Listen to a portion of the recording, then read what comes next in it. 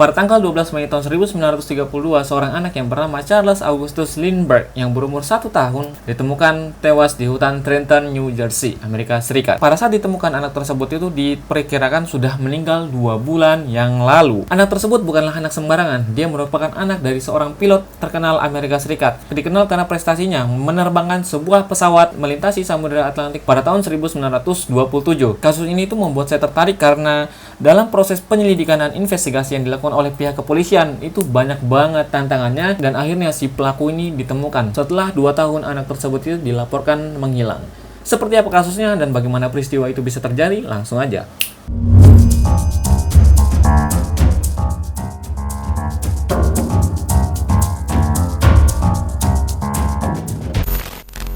Kejadian ini tuh terjadi pada tanggal 1 Maret tahun 1932. Seorang babysitter nih yang bernama Betty Gau. Ingat-ingat, namanya Betty Gau. Lagi memomong seorang bayi yang bernama Lindbergh Junior. Lagi dimomong tuh sama si babysitter. Nah, karena pada saat dimomong dia itu tertidur, akhirnya bayi Lindbergh ini dibawa tuh ke kamarnya yang berada di lantai 2. Pada saat sudah sampai di kamarnya, bayi tersebut langsung ditaruh tuh di keranjang tidurnya. Seret. Setelah ditaruh, babysitternya meninggalkan anak tersebut karena untuk mengurusi pekerjaan yang lain. Kedua orang tua bayi tersebut itu lebih sibuk pada urusannya masing-masing. Kemudian ayah yang bernama Charles ini yang merupakan anak dari bayi tersebut lagi berada di perpustakaan pribadinya. Jadi perpustakaan pribadinya itu tepat berada di atas kamar anaknya. Ini kamar anaknya, di bawahnya itu ada perpustakaan pribadinya tuh. Nah, kemudian pada jam setengah 10 malam dia itu mendengar suara patahan kayu. Nah, dia itu mengira suara tersebut itu berasal dari dapur, dari peti-peti kayu yang berada di sana. Karena menganggap hal itu bukanlah suatu yang penting, jadi dibiarin aja tuh. Udah, bodo amat lah pikirannya dia pada saat itu. Kemudian pada jam 10 malam, babysitter yang bernama Betty Gau ini kembali mengecek lagi tuh ke kamarnya bayi Lindbergh. Nah, setelah dicek masuk ke kamarnya, dia kaget. Loh, kemana ini bayinya? Kok hilang? Pikiran dia pada saat itu. Kemudian dia itu mengira kalau bayinya ini itu lagi dimomong sama ibu kandungnya. Setelah ditemui ibu kandungnya, ternyata ibu kandungnya ini habis mandi. Loh, berarti bukan sama ibunya nih. Nah, Betty makin panik nih. Oh, kemana ini anak? Waduh, jangan-jangan hilang. Kemudian babysitter yang bernama Betty Gau ini langsung menemui ayahnya nih yang bernama Charles. Dia itu bilang kalau anaknya itu sudah tidak ada lagi di kamarnya, sama ibunya juga nggak ada. Kemana anak ini nih? Setelah itu ayahnya bergegas nih ke atas, naik ke lantai 2 tuh bersama babysitter. Setelah masuk di dalam, ayahnya ini menemukan kalau jendela kamar anaknya itu sudah rusak. Terus dia mendapatkan sepucuk surat. Diduga sepucuk surat ini berasal dari si penculik bayi tersebut. Artinya bayi Lin sudah diculik pada malam hari itu. Setelah mendapatkan sepucuk surat tersebut, dibaca tuh sama ayahnya. Tulisannya juga berantakan banget, susah banget dibaca, seperti tulisannya dokter. Intinya di dalam sepucuk surat tersebut itu si penculik minta tebusan uang sebesar 50.000 US dollar. Sebuah angka yang fantastis pada saat itu. Terus si penculik juga mengatakan kalau 2-4 hari ke depan dia itu akan menginformasikan lagi nih kepada keluarganya Lindbergh kemana uang tebusan itu harus dibawa. Dan di dalam surat tersebut juga dikatakan kalau keluarga Lindbergh ini tidak boleh sama sekali menghubungi pihak kepolisian. Kalau tidak, nyawa bayi kamu akan terancam. Dia bilang seperti itu. Kemudian ayahnya ini langsung menyisir tuh rumah tersebut, siapa tahu pelakunya masih bersembunyi, dan ditemani oleh seorang pihak keamanan yang bernama Ollie Wadley dan membawa sepucuk senjata. Takutnya siapa tahu tiba-tiba pelakunya datang kan, mereka nggak bisa membela diri, makanya membawa tuh senjata untuk perlindungan. Setelah menyisir di dalam rumah, mereka keluar rumah nih, dan mereka melihat di tembok kamar anaknya yang berada di lantai 2 menemukan sebuah tangga yang rusak. Artinya, bayi Lindbergh itu sudah dicuri melewati tangga rumah tersebut. Dan tangganya ini bukan tangga sembarangan, bukan tangga yang digunakan untuk benerin lampu tuh. Tapi tangganya ini adalah tangga yang sudah didesain khusus untuk melakukan penculikan tersebut. Kemudian Ollie Wadley yang menemani ayah dari bayi tersebut itu langsung menelpon pihak kepolisian. Halo Pak, di sini ada penculikan bayi, tolong langsung segera ke sini. Kemudian Charles juga menelpon temannya nih, seorang pengacara dan teman baiknya yang bernama Skillman Breckenridge. Setelah 20 menit berselang, pihak kepolisian langsung on the way nih ke rumah TKP. Jadi ayah dari baby Lindbergh ini bukan sembarangan ayah, dia merupakan seorang pilot terkenal. Ayahnya ini bernama Charles Augustus Lindbergh yang lahir pada tanggal 4 Januari tahun 1902 di Detroit, Amerika Serikat. Dia itu terkenal karena prestasinya. Dia merupakan salah satu orang yang berhasil mengendarai pesawat dengan sendirinya menyeberangi Samudra Atlantik pada tahun 1927. Makanya dia dikenal nih karena prestasinya tersebut. Kemudian dia menikah nih dengan seorang perempuan bernama Anna Merrow pada tanggal 27 Mei tahun 1929. Nah, Anna Merrow juga bukan orang sembarangan nih. Dia merupakan putri duta besar Amerika Serikat di Meksiko. Dari pernikahan mereka, keluarga ini tuh dikaruniai anak yang baru berumur 1 tahun yang bernama Lindbergh Junior. Nah, setelah polisi sampai di tempat kejadian perkara, nyampe nih. Nah, langsung melakukan penyelidikan dan investigasi. Polisi ini kesusahan menemukan sidik jari pelaku dan hanya menemukan sidik jarinya Bai Lindbergh ini yang berada di kamarnya. Diduga pelaku ini menggunakan sarung tangan dan aksesoris lainnya untuk menutupi identitasnya. Kemudian Charles ini berasumsi bersama teman-teman elitnya nih, kalau si penculiknya ini adalah orang yang sehari-hari menggunakan bahasa Jerman. Dilihat dari mana? Dilihat dari pucuk surat tuh. Karena memang grammarnya itu berantakan, seperti bukan orang Amerika asli. Berita kehilangan Bai Lindbergh ini langsung tersebar kemana-mana, menjadi viral nih pada saat itu. Nah, kabarnya ada sejumlah orang nih yang masih berada di sel tahanan itu menawarkan diri nih untuk membantu pencarian anak tersebut. Salah satunya bernama Al Capone. Dia menawarkan nih, tapi ditolak sama keluarga Lindbergh. Nah, justru pihak kepolisian di sana itu menawarkan nih, bagi siapa saja yang menemukan bayi tersebut akan diberikan imbalan $25.000 dari pihak kepolisian dan $50.000 dari keluarga Lindbergh. Ya, totalnya $75.000. Karena memang bayi Lindbergh ini terus diberitakan, menjadi viral, dan imbalannya juga begitu besar bagi siapa saja yang menemukan bayi tersebut. Akhirnya termotivasi nih masyarakat di sana untuk membantu pencarian bayi Lindbergh. Salah satunya orang yang tertarik dengan kasus ini bernama John F. Camden. Dia ini merupakan seorang pensiunan kepala sekolah dan merupakan salah satu tokoh yang paling berpengaruh di Bronx, Amerika Serikat. Kemudian si Condon ini berinisiatif nih untuk memberikan informasi lewat surat kabar atau koran. Dia itu bilang, bagi siapa saja yang menemukan bayi tersebut akan diberikan imbalan $1.000. Diberikan imbalan lagi nih. Kemudian datang lagi nih surat yang ditujukan ke keluarganya Lindbergh pada tanggal 4 Maret tahun 1932. Setelah 4 hari berita kehilangannya si Bai Lindbergh tersebut. Dan tidak disangka isi surat tersebut ternyata meminta si Condon ini menjadi perantara nih antara kedua belah pihak, dari si kubu pelaku dan kubu keluarga Lindbergh nih. Dan tengah-tengahnya itu ada John F. Camden yang menjadi perantara keduanya nih.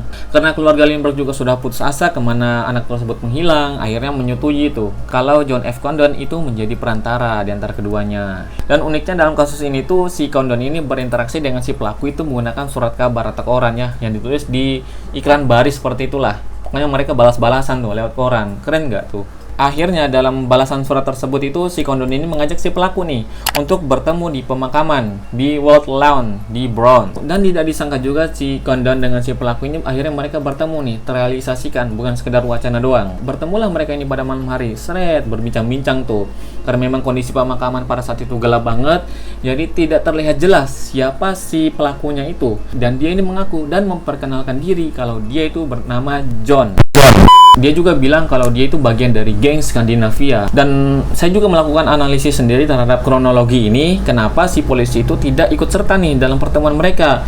Apa nanti kalau misalnya polisi ini ikut serta dalam pertemuan mereka, takutnya Bai Lindbergh ini akan terancam nyawanya nih. Makanya polisi belum ikut campur nih dalam pertemuan mereka. Kayaknya seperti itu. Dalam pertemuan mereka, si pelaku juga bilang nih kalau bayi tersebut itu berada di sebuah kapal yang bernama Nelly di lepas pantai Massachusetts. Keesokan harinya, ayah dari Bai Lindbergh ini menggunakan pesawat amfibi nih untuk menyisir pantai di Massachusetts, tapi tetap aja nihil, tidak ditemukan bayi tersebut. Orang tersebut ini berjanji nih kepada si Condon, bayi tersebut akan dikembalikan. Setelah mendengar ucapan dari John, si Condon gak percaya nih, apa benar orang ini adalah orang yang berkaitan dengan penculikan Bai Lindbergh? Siapa tahu kan ada orang yang memanfaatkan kondisi tersebut nih, karena imbalannya itu besar. Biar si Condon percaya kalau dia itu adalah salah satu orang suruhan dari si pelaku. Nah, dia ini berjanji nih, bilang kalau beberapa hari ke depan kamu akan saya kirimkan baju yang digunakan bayi tersebut. Pertemuan berakhir tuh. Nah, bener aja nih, setelah beberapa hari kemudian Condon ini menerima paket nih yang isinya baju piana anak tersebut. Nah, setelah mendapat baju tersebut, dia langsung datang nih ke rumah keluarga Lindbergh. Dia bilang, benarkah baju ini baju yang digunakan oleh Bai Lindbergh saat terakhir kali terlihat? Oh iya benar, baju tersebut adalah baju yang digunakan anak saya pada saat terakhir kali. Nah, keluarga Lindbergh terus meminta tolong nih dengan si Condon agar terus berkomunikasi dengan si pelaku dan memenuhi semua permintaannya. Jadi selama penyelidikan atas penculikan tersebut, keluarga Lindbergh dan Condon itu sudah menerima total ada 7 surat tebusan. Yang pertama, surat tebusan itu ditemui sama ayahnya sendiri yang berada di kamarnya Bai Lindbergh yang menuntut untuk membayar tebusan sebesar $50.000. Terus surat kedua dan ketiga ini langsung diberikan kepada keluarganya Lindbergh. Terus yang keempat, kelima, keenam, ketujuh itu langsung diterima sama si Condon yang menjadi perantara antara si pelaku dengan keluarga Lindbergh. Kemudian mereka bertemu nih antara si John dengan si Condon pada tanggal tanggal 2 April tahun 1932 untuk menyerahkan uang tebusan tersebut yang berisi beberapa uang dolar dan sertifikat emas. Jadi sertifikat emas ini uang juga, cuman agak spesial, tapi memang bisa digunakan untuk transaksi. Dalam pertemuan tersebut, si Johnny bilang, kamu tidak perlu khawatir dengan kondisi bayi tersebut. Dia sedang dirawat oleh 2 perempuan orang suruhan saya. Tapi si Johnny ini langsung pergi tuh, tidak memberikan informasi lebih lanjut. Tetapi pintarnya kepolisian di sana, uang tebusan yang sudah diberikan tadi itu sudah dicatat nomor serinya. Tujuannya untuk apa? Tujuannya adalah untuk mempermudah melacak si pelaku itu dengan kapan uang tersebut digunakan dan berada di mana. Bagaimana caranya? Ya dengan cara polisi itu menyebarkan poster-poster tuh ke pusat bisnis di New York dan informasi yang berisi nomor seri uang tebusan tersebut dan petunjuk tentang apa yang harus dilakukan ketika orang-orang ini menemukan uang tersebut. Hasil dari kampanye tersebut banyak laporan nih yang masuk, tapi memang sebagian besar dari informasi tersebut itu belum bisa menemukan si pelaku. Beberapa kali juga uang tebusan itu terlacak nih di 2 kota, yang pertama di Minneapolis dan di Chicago. Sayangnya belum ada rute yang bisa menggiring polisi ini untuk menangkap si pelaku. Nah, titik terang baru terlihat nih ketika pada suatu siang sertifikat emas itu yang bernilai $2.980 ditukarkan di Bank Manhattan. Setelah uang tersebut dicek, ternyata cocok dengan nomor seri pada uang tebusan tersebut, tapi pencarian tetap aja nihil. Entah pelaku ini berbohong atau memang punya niat yang lain. Akhirnya setelah 2 bulan bayi Lindbergh ini menghilang, sejak tanggal 1 Maret bayi Lindbergh ini kemudian ditemukan pada tanggal 12 Mei tahun 1932. Ya sekitar 2 bulan ya. Tetapi ketika dia ditemukan, kondisi bayi Lindbergh ini sudah tidak lagi bernyawa. Setelah diidentifikasi, ternyata bayi tersebut itu sudah meninggal 2 bulan yang lalu. Artinya si pelaku ini setelah menculik si bayi Lindbergh, beberapa jam kemudian dia membunuh bayi tersebut. Siapa yang menemukan bayi tersebut? Yang menemukan bayi tersebut adalah seorang supir nih yang bernama William Allen. Nah, pada saat itu dia itu kebelet pipis nih dan tidak sengaja melihat, loh, kok ada bayi? Bayi siapa ini? Nah, langsung lapor tuh ke polisi. Nah, pada saat ditemukan, kondisi bayi tersebut itu sebagian tengkoraknya itu sudah pecah, sebagiannya terkubur, dan sebagiannya itu keluar ke atas ya, dan sebagian itu seperti sudah digigit hewan, dan jenazahnya ini dikubur seperti orang yang nguburnya itu buru-buru. Seperti pokoknya dia ngegali lubang, langsung dimasukin jenazahnya, langsung ditutup, gak dikuburkan secara sempurna. Polisi juga mengungkapkan kalau bayi ini meninggal karena hantaman akibat pukulan di kepala. Nah, tetapi kemana ini pelakunya? Kok belum juga ditemukan? Nah, setelah bayi tersebut ditemukan, polisi akhirnya didesak nih untuk bekerja lebih keras lagi untuk menemukan si pelaku. Nah, hasil dari penyelidikan selama beberapa tahun, sekitar 30 bulan pada saat itu, uang tebusan terlacak lagi nih di sekitaran New York dan merujuk ke pembelian bensin di sebuah pom bensin di New York. Untungnya, manajer pom bensin sempat melacak nih nomor polisi yang digunakan pada saat itu. Orang yang mengisi bensin ini itu mencurigakan nih, kayak seperti orang mau nipu. Makanya dicatat tuh, untungnya. Mobil yang mempunyai plat nomor 4U-13-41-NY diperiksa tuh di database kepemilikan kendaraan. Nah, setelah dicari, ketemulah nama pemiliknya. Siapa namanya? Pemiliknya adalah Richard Hauptmann. Jeng jeng, ketemu nih titik terangnya. Siapa sebenarnya pelaku dari penculikan ini? Setelah ditelusuri secara mendalam identitasnya, si Richard Hauptmann ini merupakan seorang imigran nih dari Jerman.